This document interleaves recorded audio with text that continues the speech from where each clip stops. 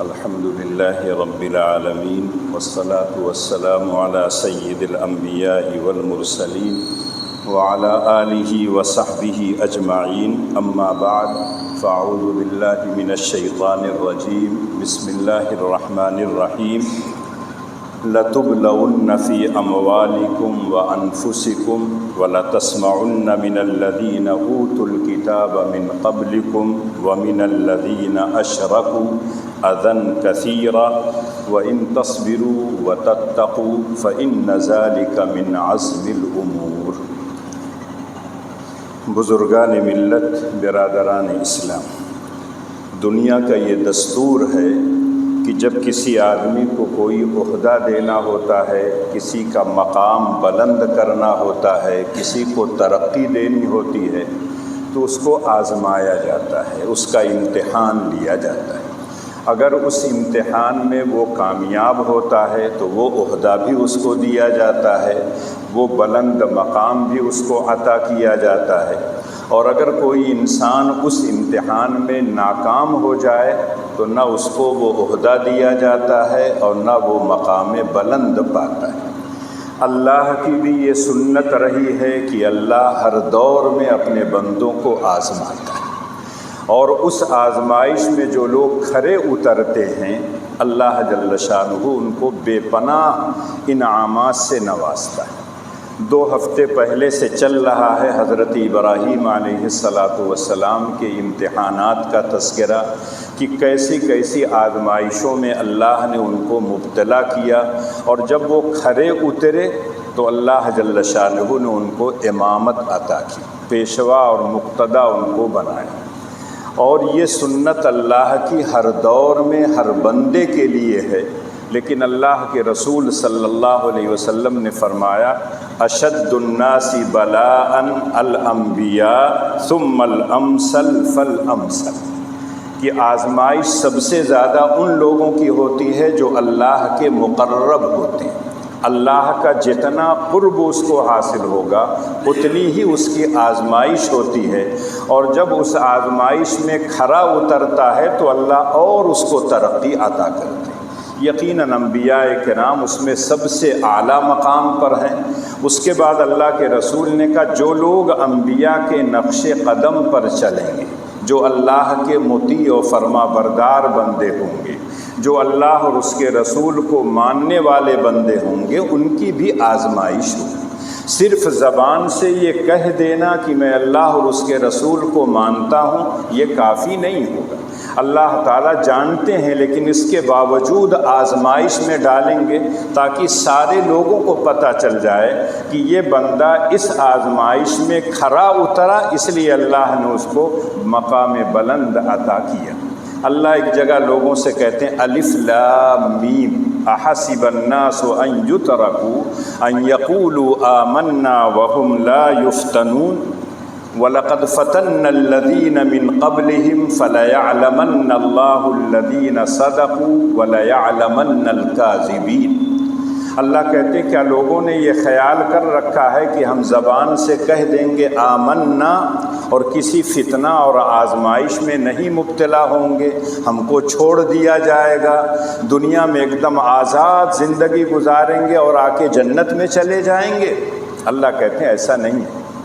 میرا جو طریقہ ہے، میری جو سنت ہے وہ یہ ہے کہ میں سب کو آزمائش میں مبتلا کرتا ہوں تاکہ سچا کون ہے، جھوٹا کون ہے، کھرا کون ہے، کھوٹا کون ہے، اصلی مال کون ہے، نقلی مال کون ہے، اس کو میں آزمانا چاہتا ہوں۔ اور ہر دور میں اللہ جل شانہ نے اس آزمائش میں سب کو مبتلا کیا ہے، اور جب بندہ صحیح اترتا ہے تو اللہ تعالیٰ اس کو بے پناہ ترقیوں سے نوازتے ہیں، انعامات سے نوازتے ہیں۔ اور یہ اللہ کا بہت بڑا فضل اور انعام ہے کہ اللہ نے ہم کو اور آپ کو پہلے سے بتا دیا ہے کہ ہم آزمائش میں مبتلا کریں گے، گھبرانے کی ضرورت نہیں ہے۔ اور یہی وجہ ہے کہ اللہ جل شانہ نے سورہ بقرہ میں ایک جگہ کہا وَلَنَبْلُوَنَّكُمْ بِشَيْءٍ مِّنَ الْخَوْفِ وَالْجُوعِ وَنَقْصٍ مِّنَ الْأَمْوَالِ وَالْأَنفُسِ وَالثَّمَرَاتِ وَبَشِّرِ الصَّابِرِينَ الَّذِينَ إِذَا أَصَابَتْهُم مُّصِيبَةٌ قَالُوا إِنَّا لِلَّهِ وَإِنَّا إِلَيْهِ رَاجِعُونَ أُولَٰئِكَ عَلَيْهِمْ صَلَوَاتٌ مِّن رَّبِّهِمْ وَرَحْمَةٌ وَأُولَٰئِكَ هُمُ الْمُهْتَدُونَ۔ اللہ کہتے ہیں ہم تم کو آزمائیں گے، کبھی خوف اور ڈر پیدا کریں گے تمہارے اندر، دشمنوں کا رعب پیدا ہو جائے گا، دشمنوں سے تم ڈرو گے۔ وَلَنَبْلُوَنَّكُمْ بِشَيْءٍ مِّنَ الْخَوْفِ وَالْجُوعِ، کبھی کبھی تمہیں ہم فقر و فاقہ میں مبتلا کریں گے، کھانے کو نہیں ملے گا، پینے کو نہیں ملے گا۔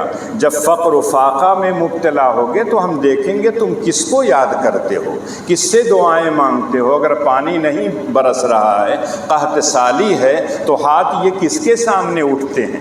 اگر اللہ کے سامنے اٹھتے ہیں تو یقیناً اس آزمائش میں انسان کھرا اترا۔ وَلَنَبْلُوَنَّكُمْ بِشَيْءٍ مِّنَ الْخَوْفِ وَالْجُوعِ وَنَقْصٍ مِّنَ الْأَمْوَالِ وَالْأَنفُسِ، کبھی کبھی ہم تمہاری کچھ جانیں بھی لیں گے۔ کبھی انسان موجود ہوتا ہے، اس کے ابا دنیا سے چلے جاتے ہیں، والدہ چلی جاتی ہیں، بھائی رہتا ہے، دوسرا بھائی چلا جاتا ہے، کوئی دوست چلا جاتا ہے، کسی کا کوئی ہمدرد اور مہربان ہوتا ہے وہ دنیا سے چلا جاتا ہے۔ یقیناً یہ آزمائش ہے، اور اس آزمائش میں وہ کیسا اترتا ہے یہ اللہ دیکھنا چاہتے ہیں۔ وَنَقْصٍ مِّنَ الْأَمْوَالِ وَالْأَنفُسِ وَالثَّمَرَاتِ، کبھی کبھی بارش نہیں ہوتی ہے، فصل اچھی نہیں ہوتی ہے، چاہے وہ پھلوں کی فصل ہو چاہے وہ غلہ ہو۔ کبھی گیہوں کی فصل اچھی ہوتی ہے، دھان کی فصل اچھی نہیں ہوتی، کبھی دھان کی فصل اچھی ہوتی ہے، گیہوں کی فصل اچھی نہیں ہوتی۔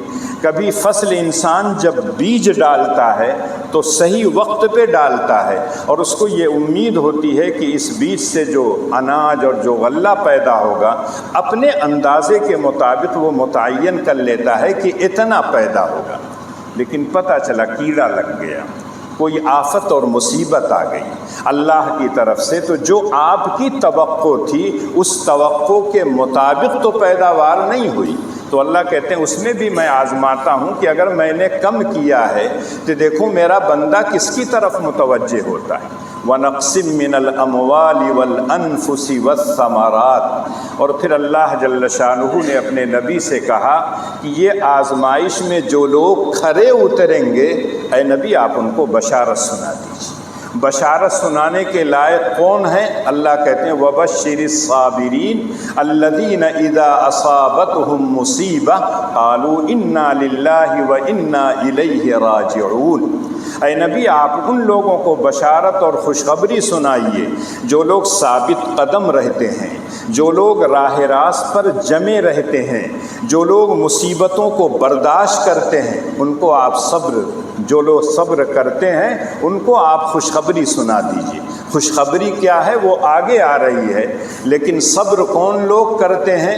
اللہ کہتے ہیں الذین اذا اصابتهم مصیبہ قالوا انا للہ وانا الیہ راجعون۔ اللہ کہتے ہیں وہ لوگ جب ان پر کوئی بھی مصیبت آئے، کوئی آفت آئے، زمینی آئے، آسمانی آفت آئے، اس آفت کے آنے کے بعد ان کی زبان پر ایک ہی جملہ رہتا ہے انا للہ وانا الیہ راجعون۔ ہم سب اللہ کے ہیں اور ہم کو اللہ کے پاس لوٹ کر جانا ہے۔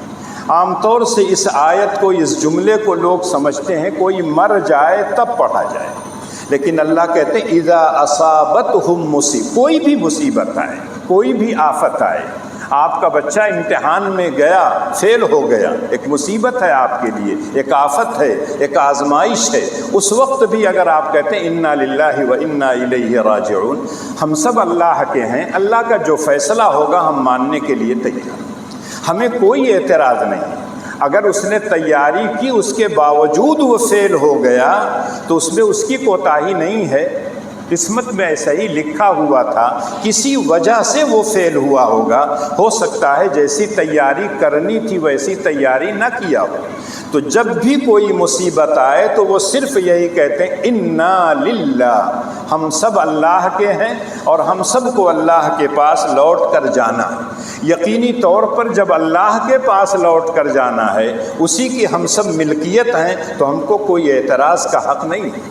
اگر کوئی آدمی آپ کو امانت دے کہ میرا یہ 10 لاکھ روپیہ رکھ لیجئے، 1 مہینے کے بعد میں آپ سے لوں گا، مجھے ضرورت ہوگی، اور جب وہ 1 مہینے کے بعد آئے تو آپ رونا اور چلانا شروع کر دیں، نہیں بھیا کہاں ہے پیسہ، کیسے دیا تھا، جبکہ اس نے لکھ کر دیا تھا کہ میں 10 لاکھ دے رہا ہوں آپ کو، یہ بطور امانت ہے اور 1 مہینے کے بعد میں لوٹاؤں گا، آپ کو دینا پڑے گا۔ اب اگر وہ ہیلا اور بہانہ کرتا ہے تو لوگ یہی کہیں گے کہ یہ غلط، اس لیے کہ جب اس نے بطور امانت کے دیا ہے تو آپ کو تو لوٹانا ہے، وہ اس کی امانت۔ ہم سب کو اللہ نے جو نعمتیں دی ہیں سر سے لے کر پیر تک، یہ تمام کی تمام نعمتیں اللہ کی امانت ہیں، یہ پوری کائنات اللہ کی امانت ہے۔ ہم سب کو اللہ نے دنیا میں آنے سے پہلے اس دنیا کو پیدا کیا، اس کو سنوارا، اس کو سجایا، پھر ہم کو بھیجا اور کہا یہ تمام چیزیں تمہارے لیے پیدا کی گئی ہیں، اب میں دیکھنا چاہتا ہوں کہ تم کیا کرتے ہو، میری اطاعت و فرما برداری کرتے ہو یا میری نافرمانی کرتے ہو، میرے حکم کی خلاف ورزی کرتے ہو۔ اگر انسان اطاعت و فرما برداری کرتا ہے تو یقیناً وہ کامیاب انسان ہے، اور جو انسان مخالفت کرے گا چاہے وقتی طور پر اس کا کپڑا اچھا ہو، اس کا مکان اچھا ہو، اس کے ساتھی بظاہر دیکھنے میں اچھے لگتے ہوں، لیکن آخرت میں جا کے اگر وہ ناکام ہوتا ہے تو دنیا کی یہ چمک دمک اس کے کام نہیں آئے۔ اللہ جل شانہ کا یہ بہت بڑا کرم ہے کہ اللہ نے کہا اے نبی آپ ایسے صابرین کو، استقامت اختیار کرنے والوں کو آپ خوشخبری سنا دیجئے۔ کس بات کی خوشخبری؟ اولئک علیہم صلوات من ربہم ورحمہ واولئک هم المہتدون، یہی لوگ ہیں جن پر اللہ کی رحمتیں، اللہ کی برکتیں، اللہ کی نعمتیں نازل ہوتی ہیں، اور یہی لوگ صراط مستقیم پر چلنے والے ہیں، یہی لوگ ہدایت یافتہ ہیں۔ جو آیت میں نے پڑھی تھی شروع میں، اس کا مفہوم یہ ہے لَتُبْلَوُنَّ فِي أَمْوَالِكُمْ وَأَنفُسِكُمْ وَلَتَسْمَعُنَّ مِنَ الَّذِينَ أُوتُوا الْكِتَابَ مِنْ قَبْلِكُمْ وَمِنَ الَّذِينَ أَشْرَكُوا أَذًى كَثِيرًا وَإِن تَصْبِرُوا وَتَتَّقُوا فَإِنَّ ذَلِكَ مِنْ عَزْمِ الْأُمُورِ۔ اللہ بڑی تاکید کے ساتھ، جو لوگ عربی زبان جانتے ہیں، نون ثقیلہ، لام تاکید، سب اللہ لا کے کہتے ہیں لَتُبْلَوُنَّ، تم کو آزمایا جائے گا، تمہارا امتحان لیا جائے گا، تمہارے مال کے اندر بھی، تمہاری جان کے اندر بھی۔ کبھی میں مال تم سے چھین لوں گا اور کبھی تم کو میں مال دوں گا، دے کر بھی میں آزماتا ہوں اور چھین کر بھی میں آزماتا ہوں۔ دیتا جب ہوں تو دیکھتا ہوں کہ وہ شکر میرا ادا کرتا ہے یا نہیں، اور جب اس کو مال سے میں محروم کر دیتا ہوں تو اس وقت میں دیکھتا ہوں کہ وہ صبر کرتا ہے یا نہیں۔ اس لیے کہ انسان کی فطرت جو ہے وہ جلد بازی کی ہے۔ ان الانسان خلق ہلوعا اذا مسہ الشر جزوعا واذا مسہ الخیر منوعا الا المصلین۔ اللہ کہتے ہیں انسان کی فطرت یہ ہے کہ وہ ہلو پیدا کیا گیا ہے، اس کی خلقت کے اندر، اس کی طبیعت کے اندر بے ہمتی ہے، ذرا سا مصیبت آ گئی تو چیخنا، چلانا، جزا فضا کرنا، ہائے میں تو مر گیا، ہائے میں تو تباہ ہو گیا، آفت آ گئی، کوئی زلزلہ آ گیا، کوئی مصیبت آ گئی، سارے لوگ اس میں مبتلا ہیں، تم ہی تو نہیں ہو، لیکن اتنا شور، اتنا ہنگامہ۔ اللہ کہتے ہیں اذا مسہ الشر جزوعا، اور جب اللہ خوشحالی عطا کرتے ہیں، مال عطا کر دیتے ہیں، خیر کے راستے پر چلنا اس کو، تو غرور و تکبر میں مبتلا ہو جاتا ہے، بخیل اور کنجوس ہو جاتا ہے۔ اگر عبادت کرنے کا موقع مل گیا تو عجب میں مبتلا ہو جاتا ہے، اپنے آپ کو سب سے بڑا سمجھنے لگتا ہے، اور اگر اللہ نے مال دے دیا تو سمجھتا ہے کہ مال کی بنیاد پر میں سب سے اونچا ہوں، سارے لوگ کیا ہیں میرے کمتر ہیں، اور اس مال کو بخیل ہو کر کنجوس ہو کر اپنے پاس رکھے رہتا ہے، کہیں خرچ نہیں کرتا ہے، نہ اپنی ذات پر، نہ اولاد پر، نہ پڑوسیوں پر، نہ ان لوگوں پر جو اللہ کے کمزور بندے ہیں جن کو مال کی ضرورت ہے، ان کو بھی نہیں دیتا ہے۔ لیکن وہاں بھی اللہ نے کہا الا المصلین، جو لوگ پکے مسلمان ہیں، نماز کی پابندی کرتے ہیں، نماز کی مداومت کرتے ہیں، نماز کی محافظت کرتے ہیں، ان کی یہ صفت نہیں ہوتی۔ ان کے اندر تو عجیب و غریب معاملہ ہے۔ اللہ کے رسول کہتے ہیں عجبا لامر المؤمن الامر کلہ خیر، مومن کا معاملہ تو عجیب و غریب ہے، چت بھی اسی کی، پٹ بھی اسی کی۔ اگر اس کو اللہ تعالیٰ خوشحالی عطا کرتے ہیں، نعمتوں سے نوازتے ہیں، فراخی عطا کرتے ہیں تو اللہ کا شکر ادا کرتا ہے۔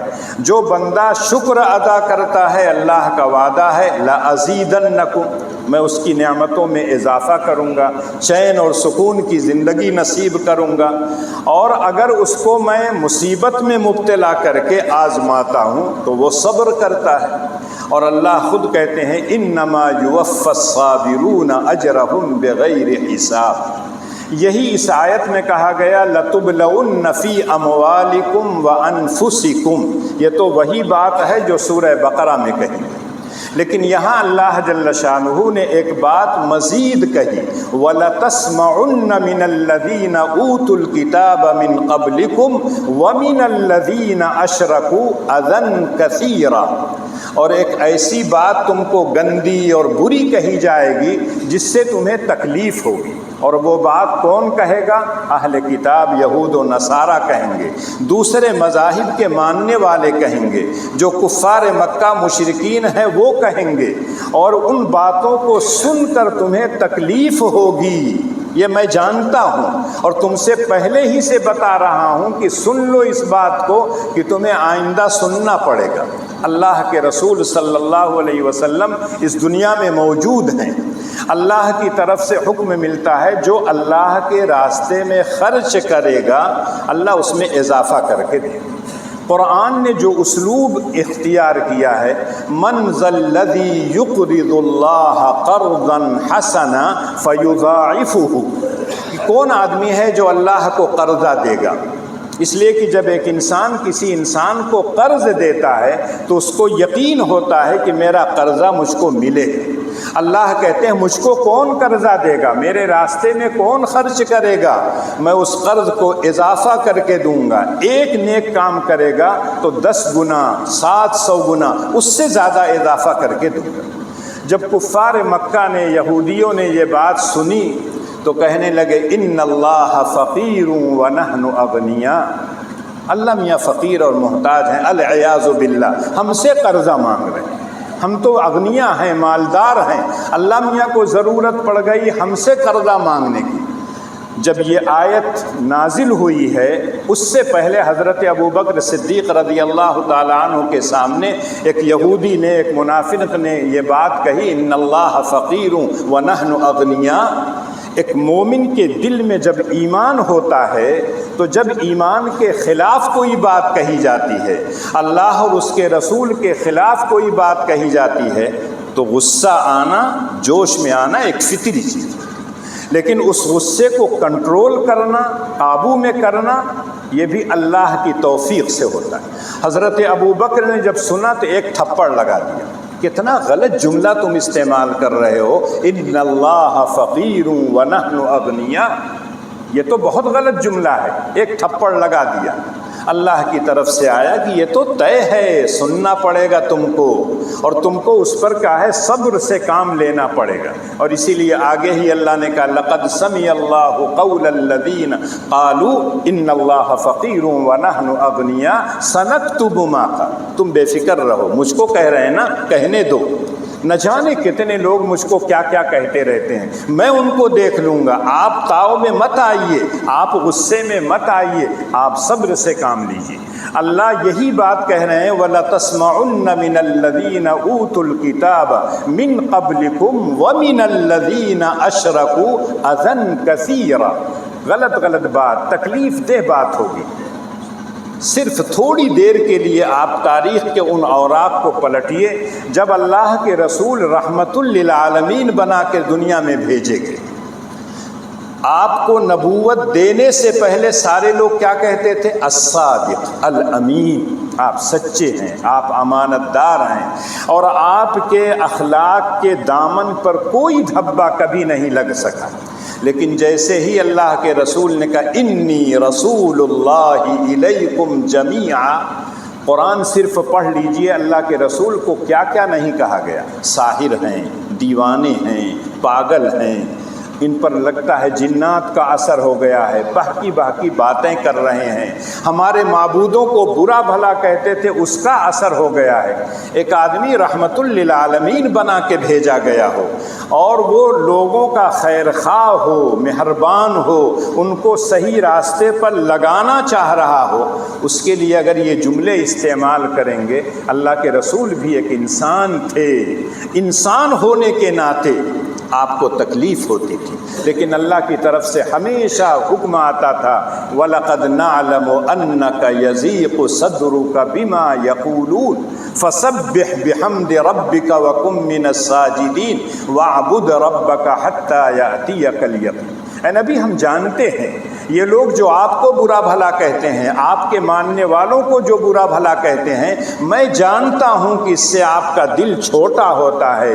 آپ کو رنج ہوتا ہے، آپ کو تکلیف ہوتی ہے، لیکن آپ ان کے چکر میں مت پڑیے، آپ اپنا کام کیجئے، ہم اپنا کام کریں گے۔ اِنَّا كَفَيْنَاكَ الْمُسْتَهْزِئِينَ، جو لوگ آپ کا استہزاء اور مذاق اڑاتے ہیں، ہم ان سے نمٹ لیں گے، ہم تنہا کافی ہیں، کوئی لاہ و لشکر نہیں چاہیے، آپ کو کچھ کہنے کی ضرورت نہیں، آپ کا جو کام ہے کہ اس رب سے آپ کا تعلق اور مضبوط ہونا چاہیے۔ فَسَبِّحْ بِحَمْدِ رَبِّكَ وَكُن مِّنَ السَّاجِدِينَ وَاعْبُدْ رَبَّكَ حَتَّى يَأْتِيَكَ الْيَقِينُ۔ آپ اپنے پروردگار کی بندگی اور عبادت میں لگے رہیے، جو اس کا حکم ملے اس حکم کے مطابق آپ زندگی گزارتے رہیے، صبر سے آپ کام لیجیے۔ یہی بات قرآن نے اخیر میں کہا وَإِن تَصْبِرُوا وَتَتَّقُوا، اور اگر تم لوگوں نے صبر سے کام لیا، تقوی کی زندگی اختیار کی، یہ سب کے بس کی بات نہیں۔ اللہ کہتے ہیں ذَلِكَ مِنْ عَزْمِ الْأُمُورِ، یہ بڑے اونچے کام ہیں، یہ سب کے بس کی بات نہیں ہے، صبر کرنا اور تقوی کی زندگی اختیار کرنا۔ اسی لیے میں اکثر کہا کرتا ہوں کہ تقوی تو ہم لوگوں کو نہیں آتا، تقوی کا حیضہ ہو جاتا ہے البتہ، اور بہرحال حیضہ اچھی چیز نہیں۔ تقوی التقوی ہا ہنا، اللہ کے رسول اشارہ کر کے کہتے تھے التقوی ہا ہنا، دل کی کیفیت کا نام۔ جب آپ کے دل میں یہ بات بس جائے کہ میرا مولا اگر خوش ہو رہا ہے تو یہ کام مجھ کو کرنا ہے، دنیا مخالفت کرے، دنیا مجھ کو مارے، دنیا مجھ کو پیٹے، گالیاں دے، لیکن میرا مولا اس سے خوش ہوگا، مجھ کو کرنا ہے۔ اور اگر آپ کو یہ بات معلوم ہو جائے کہ اللہ ناخوش ہوں گے اس کام کے کرنے سے، آپ فوراً اپنا قدم پیچھے کر لیجئے، چاہے دنیا اس کام کو کتنا ہی اچھا کہے، لیکن آپ اس کو اختیار نہ کریں۔ اللہ نے صاف کہہ دیا احل اللہ البیع وحرم الربا، خرید و فروخت تو حلال ہے، بیع و شراء لینا دینا یہ جائز ہے، لیکن سود لینا حرام ہے۔ اب سود کسی بھی نام سے آئے وہ سود حرام ہی نہیں، اس کو سارے لوگ دنیا کے کہیں کہ یہ اچھی چیز ہے، لیکن اگر آپ اللہ کے ماننے والے ہیں تو آپ اس کو کبھی نہیں اپنائیں گے۔ اللہ اسی بات کو دو لفظوں میں کہہ رہے ہیں وَإِن تَصْبِرُوا وَتَتَّقُوا۔ صبر کا جب لفظ ہم آپ سنتے ہیں تو ہم سمجھتے ہیں لاچاری، بے بسی، کیا کری، صبر کے علاوہ کوئی چارہ نہیں۔ صحیح ہے کہ یہ صبر اسی حالت میں ہوتا ہے، لیکن صبر کی کئی شاخیں، الصبر علی الطاعات، الصبر عن المعاصی، الصبر علی المصائب۔ صبر کے معنی آتے ہیں اپنے آپ کو روکنا، اپنے آپ کو تھامنا۔ اگر اللہ کی اطاعت پر اپنے آپ کو روکے ہوئے ہیں، اسی کا نام استقامت ہے، اسی کا نام ہے راہ حق پر جمنا۔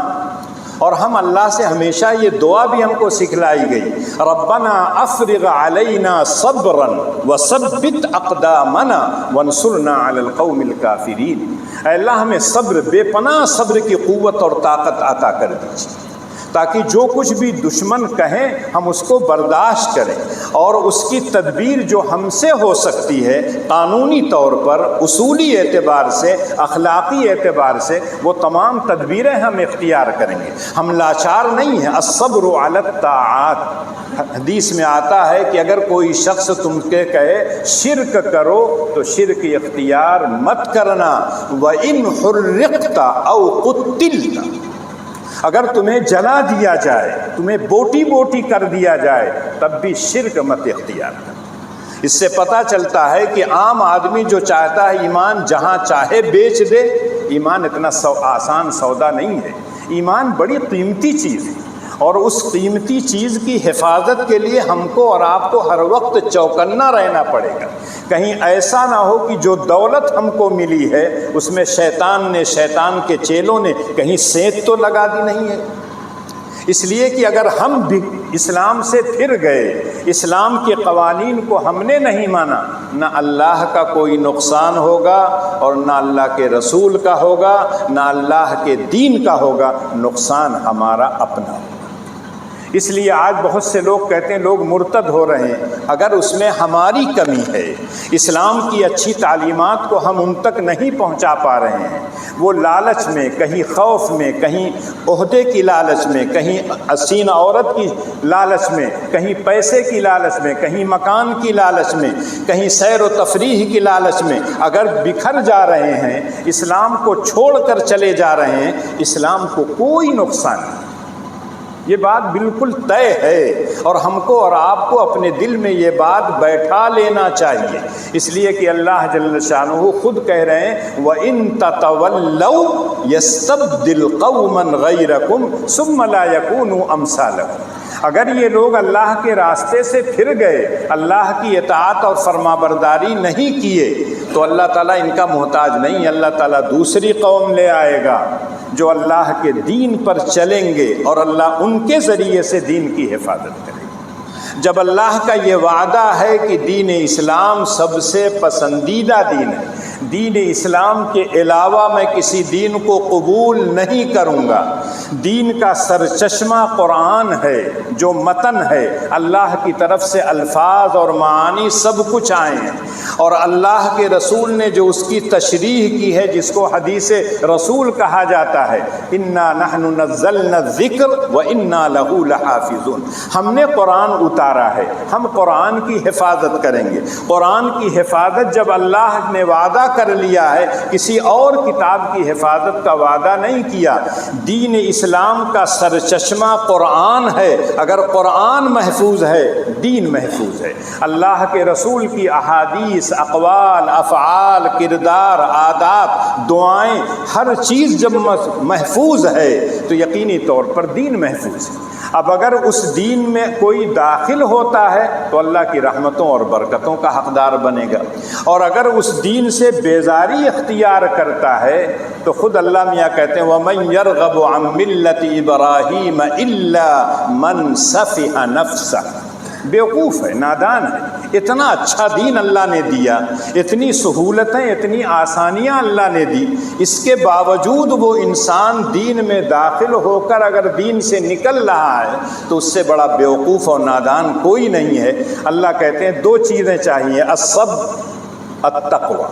صبر کے کہا کہ صبر کی پہلی شاخ ہے الصبر علی الطاعات، اللہ کی اطاعت پر ڈٹنا، جمنا، اور دوسری شاخ ہے اللہ کی معصیتوں سے اپنے آپ کو روکنا، جس کو کہا جاتا ہے الصبر عن المعاصی، معصیت سے اپنے آپ کو روکنا، اور ایک ہے الصبر علی المصائب، مصیبتیں آئیں، تو اس پہ صبر کرنا، برداشت کرنا۔ ایک آدمی کا جاڑے کے دن میں فجر کی نماز میں آتا ہے، کیا اس کو مشقت نہیں ہوتی؟ کیا اس کو پریشانی نہیں ہوتی؟ گرمی کے دنوں میں کھولتا ہوا گرم پانی رہتا ہے ٹنکی سے، ٹھنڈا پانی کہیں ملنے کی امید نہ ہو، بے وضو ہو، اسی گرم پانی سے وہ وضو کرتا ہے، کیا اس میں مشقت نہیں ہوتی؟ مشقت ہوگی، لیکن اس مشقت کو برداشت کرنا پڑے گا۔ صحابہ کرام کے بارے میں آتا ہے کہ جب وہ ظہر کی نماز پڑھنے جاتے تھے، اس زمانے میں مسجدیں اس طرح سے فرش نہیں بنا ہوا تھا، کنکریاں چھوٹی چھوٹی رہتی تھی، اور دھوپ کی جب تپش پڑتی تھی تو اتنا گرم ہو جاتی تھی کہ سجدہ کرنا اس پر مشکل ہوتا تھا۔ حدیث کی کتابوں میں ہے کہ صحابہ اپنی آستین پر سب کرتے تھے، کچھ لوگ اٹھا کے پہلے کا ایسے ایسے تھوڑی دیر رکھ لیتے تھے، کچھ ٹھنڈی ہو جاتی تھی تو وہاں ڈال دیتے تھے، پھر اس پر سجدہ کرتے تھے۔ تو یہ مشقت تو ہو، کوئی آدمی دین پر چلنا چاہتا ہے، مشقت تو اس کو برداشت کرنا پڑے گا۔ اور یہ بات اللہ نے بہت پہلے کہی ہے، وَاسْتَعِینُوا بِالصَّبْرِ وَالصَّلَاةِ وَإِنَّهَا لَكَبِیرَةٌ۔ پنج وقتہ نماز پڑھنا یہ سب کے بس کی بات نہیں ہے، یہ بہت بڑا کام ہے جس کو اللہ کے ہاں جانے پر یقین ہوگا۔ جاڑا ہو، گرمی ہو، برسات ہو، دیر تک جگا ہو، نیند نہ آئی ہو، تکلیف ہو، جس حالت میں ہوتا ہے، جس حالت میں اس کو جیسی نماز پڑھنی چاہیے وہ نماز پڑھ لیتا ہے۔ لیکن ایک آدمی جب اللہ کے ہاں جانے پر یقین نہیں ہوتا ہے تو چھوٹے چھوٹے چیزیں بہانہ بنتی ہیں۔ میٹنگ چل رہی ہے، میٹنگ کے بعد پڑھ لیں گے، جماعت چھوڑ دیتا ہے۔ جلسے ہو رہے ہیں، جلسہ ختم ہوگا تب نماز پڑھ لیں گے۔ اگر وہاں انتظام ہے سب لوگوں کی جماعت کا تب تو کوئی بات نہیں، اعلان کر دیجئے کسی کی جماعت چھوٹنے نہ پائے۔ لیکن پتہ چلا کہ جلسے کے بعد سب لوگ چلے گئے، نہ جانے کتنے لوگوں کی نماز چھوٹ گئی۔ تو اصلاح کا جو کام ہو اس میں بھی ہمیشہ خیال رکھنا چاہیے، اور دین اسلام جب بھی اختیار کریں گے تو کچھ نہ کچھ تو آپ کو مشقت برداشت کرنی پڑے گی۔ ایک زمانہ وہ تھا لوگ پیڑ کے نیچے جا کے بیٹھ جاتے تھے، کہتے تھے بڑی اچھی ہوا چل رہی ہے، ٹھنڈی ہوا چل رہی ہے، دل ٹھنڈا ہو گیا، بلکہ مئو کی زبان میں کہیں دلہ ٹھنڈا ہو گیا، بڑکا۔ آج جو ہے ہمارے گھروں میں نہ جانے کتنی چیزیں لگی ہوئی ہیں، بجلی ہے، انویٹر ہے، جنریٹر ہے، اے سی ہے، اور معلوم نہیں کیا کیا ہے۔ جو لوگ جس حیثیت کے ہیں وہ اپنی حیثیت کے مطابق سب رکھے ہوئے ہیں، لیکن جب لائٹ چلی جاتی ہے، جنریٹر کتنی دیر چلائیں گے تو ان کو کچھ دیر بند کرنا پڑتا ہے، انویٹر کتنی دیر چلائیں گے اس کو بھی بند کر دیتے ہیں، تھوڑی دیر برداشت کرنا، لیکن کچھ نہ کچھ ہوتا ہے۔ پہلے زمانے میں چولہا جلایا جاتا تھا، برسات کے دنوں میں چولہا جلانا عورتوں کے لیے بڑا مشکل کام ہو جاتا تھا۔ آج تو خالی کان اینٹھ دیجئے جل گیا، دبا دیجئے فوراً تیار ہو گیا۔ اس زمانے میں اگر کیا ہے کسی کو کھانا پکانا ہوتا تھا عورتیں رو پڑتی تھیں، اور آج کچھ نہیں ہے، لیکن ہمارے گھروں میں جب پوچھیے تو عورتیں کیا کہیں گے، بڑا کام ہے، بڑی مصروفیت ہے۔ اس زمانے میں کوٹتی بھی تھی، پیستی بھی تھی، اور سارا کام کرنے کے بعد بچوں کی تعلیم و تربیت پر بھی لحاظ کرتی تھی، محلے کی بچیوں کو، چھوٹے بچوں کو قرآن پڑھاتی تھی، یہ سارا کام کرتی تھی، اس کے ساتھ اپنا کپڑا بھی دھلتی تھی، اپنے گھر کی صفائی ستھرائی بھی کرتی تھی۔ آج کوئی کام نہیں ہے، لیکن سب لوگ اتنا مصروف ہیں، الامان الحفیظ۔ اکثر جو میں کہا کرتا ہوں کہ فجر کی نماز میں کہیں بھی چلے جائیے، محلے کی آبادی اور فجر کی نماز میں مسجد کی آبادی، آسمان زمین کا فرق آپ کو نظر آئے، کہیں بھی چلے جائیے۔ وہ صرف صبرحت کی بات نہیں ہے، کسی گاؤں میں چلے جائیے، کسی محلے میں چلے جائیے، کسی شہر میں چلے جائیے، گاؤں کی آبادی جو ہوگی اور مسجد کی جو آبادی ہوگی، دونوں میں آسمان زمین کا فرق ہوتا ہے۔ کیوں؟ اس لیے کہ ہم صرف نام کے مسلمان ہیں۔ وَإِن تَصْبِرُوا وَتَتَّقُوا، تو صبر علی الطاعات، صبر عن المعاصی، الصبر علی المصائب۔ صبح کو اٹھنا سب کے بس کا کام نہیں ہے۔ سب لوگ کہتے ہیں، اگر ڈاکٹر کہہ دے کہ صبح کو اٹھا کیجئے صحت صحیح رہے گی، تو 3 بجے سے دوڑنا شروع کر دیں گے ڈنڈا لے کے، اور کہیں گے ڈاکٹر نے بتایا ہے 7 کلومیٹر چلنا آنا ہے تبھی تمہاری شوگر کنٹرول ہوگی۔ لیکن اللہ کے رسول نے بہت پہلے کہا تھا سحر کے وقت آخری شب میں اٹھنا یہ دأب الصالحین ہے، نیک لوگوں کا طریقہ ہے۔ جو لوگ سوتے ہیں فجر کے بعد یا صبح کو، دنیا ان کو چھوڑ دیتی ہے سوتا ہوا۔ اپنی زبان بھی ہم کہتے ہیں جو سویا وہ کھویا۔ اور جو لوگ جاگتے ہیں، جب جاگے گا انسان نماز بھی پڑھے گا، تلاوت بھی کرے گا، ذکر و اذکار بھی کرے گا، ورزش بھی کرے گا، سارے کام کرے گا۔ تو وَإِن تَصْبِرُوا، اللہ نے کہا کہ یہ دو کام کر لو، ایک تو صبر اور ایک ہے تقوی۔ اور تقوی کے متعلق کئی مرتبہ کہہ چکا کہ ہمارے تمام اعمال کی روح اور جان ہے، اس کو نکال دیجئے تو کچھ نہیں ہو۔ آپ اس سے پہلے حضرت آدم علیہ السلام کے دو بیٹوں کا واقعہ سن چکے ہیں، حابیل اور قابیل کا۔ وہاں اللہ نے حابیل کی قربانی کو قبول کیا تھا اور اللہ نے کہا تھا انما یتقبل اللہ من المتقین، اللہ تعالیٰ متقیوں کی قربانی قبول کرے۔ اسی لیے اللہ نے کہا لن ینال اللہ لحومها ولا دماؤها ولکن ینالہ التقوی منکم۔ اللہ تعالیٰ جذبات دیکھتے ہیں، جانور نہیں دیکھتے ہیں کتنا موٹا ہے، کتنا تازہ ہے، کتنے پیسے کا ملا ہے۔ کوئی آدمی کہے 70,000 کا میں نے خریدا ہے، اگر دل میں صحیح جذبہ ہے تو آپ یقین کیجئے اللہ نے آپ کو دیا ہے 1 لاکھ 2 لاکھ کا بکرا قربانی کیجیے۔ لیکن اگر آپ کی حیثیت اتنی نہیں ہے اور اس حیثیت کو آپ دکھانا چاہتے ہیں صرف لوگوں کو، رتی بھر آپ کو اجر و ثواب نہیں ملے گا۔ معمولی بکرا اگر کر لیتے تو شاید اس پہ ثواب زیادہ ملتا۔ اسی طرح سے جہاں اللہ عبادت کا حکم دیتے ہیں تو کہتے ہیں لعلکم تتقون، میں تمہاری عبادتوں کا محتاج نہیں ہوں، میں تو صرف اس لیے تم سے عبادت کرواتا ہوں کہ تم کامیاب ہو جاؤ۔ اللہ کہتے ہیں ایک جگہ یا ایھا الذین آمنوا ارکعوا واسجدوا واعبدوا ربکم وافعلوا الخیر لعلکم تفلحون، اے ایمان والو رکوع اور سجدہ کرو، یعنی نماز پابندی سے پڑھو۔ پھر اس کے بعد کہتے ہیں اور اپنے پروردگار کی بندگی کرو۔ بندگی میں نماز داخل ہے، لیکن اس کے باوجود اللہ نماز کا تذکرہ پہلے کہتے ہیں ارکعوا واسجدوا۔ اور جب ہم آپ تاکید کرتے ہیں نماز کی تو کہتے ہیں خالی مولویوں کا کام ہے، خالی دے نماز دے نماز، نماز کے علاوہ کوئی اور بات ان کے پاس نہیں۔ قرآن پڑھیے، قرآن کا ایک لفظ بتاتا ہے کہ اللہ جل شانہ نے نماز پر کتنی تاکید کی۔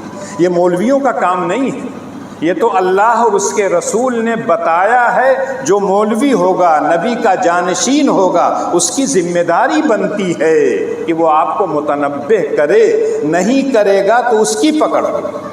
اور خود اللہ کی جل شانہ نے اپنے نبی سے کہا وَأْمُرْ أَهْلَكَ بِالصَّلَاةِ وَاصْطَبِرْ عَلَيْهَا، اے نبی آپ اپنے گھر والوں کو نماز کا حکم دیجئے اور خود بھی ثابت قدم رہیے، خود بھی نماز پڑھیے۔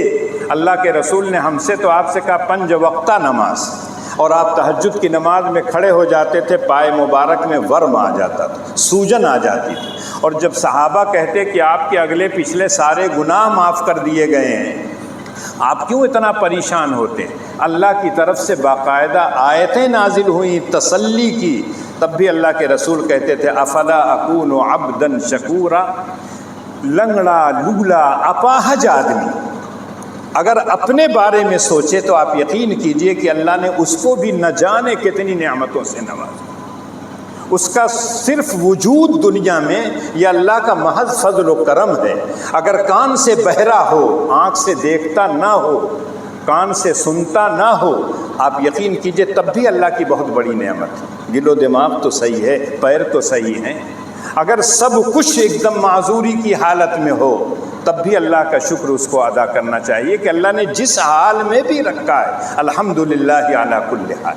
تو یہ تو انسان کی ایک کیفیت ہوتی ہے کہ انسان کو اللہ کا شکر ہر وقت ادا کرنا چاہیے، اور یہی تقویٰ کی جو صفت ہوتی ہے اگر انسان کے اندر پیدا ہو جائے تو اس کی نماز کے اندر جان اور روح پیدا ہو جاتی ہے۔ روزہ رکھنے کے اندر بھی اس کو قوت اور طاقت ملتی ہے۔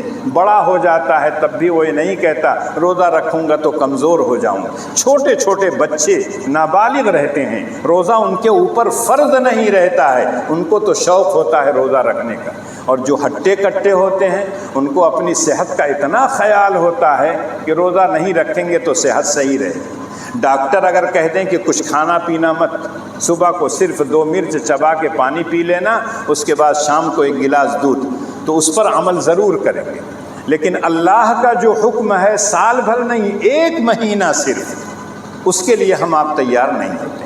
تو اللہ کہتے ہیں وَإِن تَصْبِرُوا وَتَتَّقُوا فَإِنَّ ذَلِكَ مِنْ عَزْمِ الْأُمُورِ۔ ایک جگہ اللہ کہتے ہیں اگر تمہیں دشمنوں سے نجات چاہیے، دشمنوں سے حفاظت چاہیے، آفات، بلیات، مصائب سے آپ کو حفاظت چاہیے، تو اللہ ایک جگہ تمام مسلمانوں کو مخاطب کر کے کہتے ہیں یا ایھا الذین آمنوا استعینوا بالصبر والصلاۃ۔ اے ایمان والو، اللہ کی مدد چاہو، اللہ کی طرف پلٹو، اللہ کی طرف لوٹو، رجوع الی اللہ، انابت الی اللہ، ففروا الی اللہ، اللہ کی طرف بھاگو۔ اللہ کی طرف بھاگنے کا مطلب ہے اللہ کی اطاعت و فرما برداری کرو، اگر وہ ناراض ہے اس کو خوش کر لو، سارا کام تمہارا بن جائے گا۔ اور اگر تم اس کو ناراض رکھو گے، دنیا کی ساری طاقتیں جو ہیں آپ کو کچھ نہیں کر سکتی۔ ما یفتح اللہ للناس من رحمت فلا ممسک لہ وما یمسک فلا مرسل لہ۔ اللہ اگر کسی کے لیے رحمتوں کا دروازہ کھول دے، دنیا کی کوئی طاقت، دنیا کا کوئی فرد اس کو بند نہیں کر سکتا، اور اگر اللہ کسی کے لیے بند کر دیں تو دنیا کی کوئی طاقت کھول نہیں سکتی۔ آج مسلمان جو اپنے آپ کو کہتے ہیں اللہ اور اس کے رسول پر ایمان لانا کہتے ہیں، قرآن پڑھتے ہیں، یہ تمام آیتیں پڑھتے ہیں، احادیث پڑھتے ہیں، اللہ کے رسول کہتے تھے کہ ایک زمانہ ایسا آئے گا کہ ساری قومیں تمہارے اوپر ٹوٹ پڑیں گی، جیسے دسترخوان پر لوگ ٹوٹتے، لمبی دعوت ہو، بڑی دعوت ہو، اس میں دیکھ لیجئے کس طرح سے دسترخوان پر لوگ ٹوٹتے ہیں۔ اور آج کل کا جو فیشن ہو گیا کھڑے کھڑے کھانے کا، اس میں تو اور مصیبت ہو جاتی ہے۔ آپ گئے نکالنے کے لیے، پتہ چلا کل سالن انہوں نے آپ کے کرتے میں لگا دیا۔ بفے سسٹم جس کو کہتے ہیں، کھڑے کھڑے کھانے کے لیے، لے لیجئے بیٹھ کے کھائیے نہ کہیں۔ تو اس وقت دیکھنے کے بعد اندازہ ہوتا ہے کہ 1400 سال پہلے اللہ کے رسول نے کہا تھا کہ ساری قومیں تمہارے اوپر اس طرح سے ٹوٹیں گی جیسے کھانے کے دسترخوان پر لوگ ٹوٹتے ہیں۔ تو ان لوگوں نے، صحابہ نے کہا کہ اے اللہ کے رسول، کیا ہم لوگوں کی تعداد کم ہوگی؟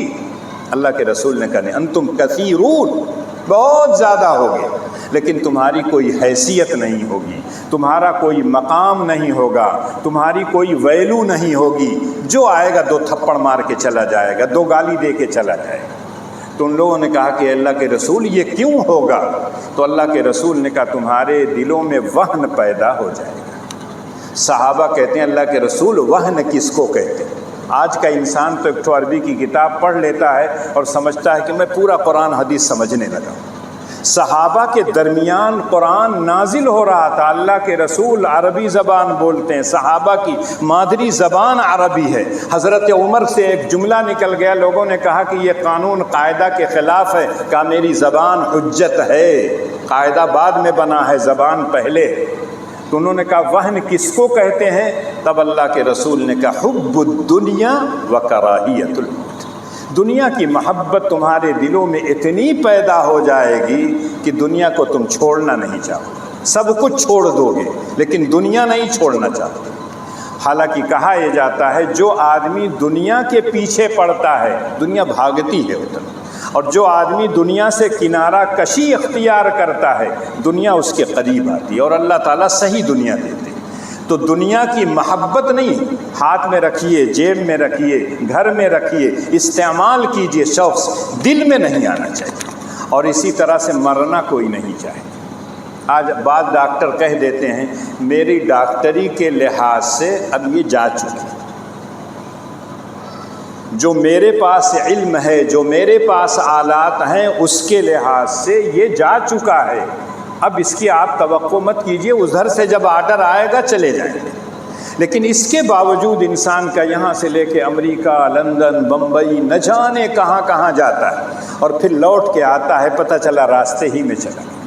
جب یہ معلوم ہو گیا کہ کوئی ایسا مرض ہے، اس نے اپنے طور پر علاج کیا، اللہ یہاں بھی شفا دینے والے ہیں، لکھنؤ میں بھی شفا دینے والے ہیں، اچھے ڈاکٹر کی تجویز، اس سے کوئی اسلام منع نہیں کرتا، کوشش اور تدبیر کے لیے اسلام منع نہیں کرتا، لیکن آپ ہر وقت اسی فکر میں رہیں مرے نہ کونوں طرح سے۔ اور آج کل کے بعض اسپتالوں میں تو مرنے کے بعد کئی دن تک ویسے ہی رکھ دیتے ہیں پیسہ وصولنے کے لیے۔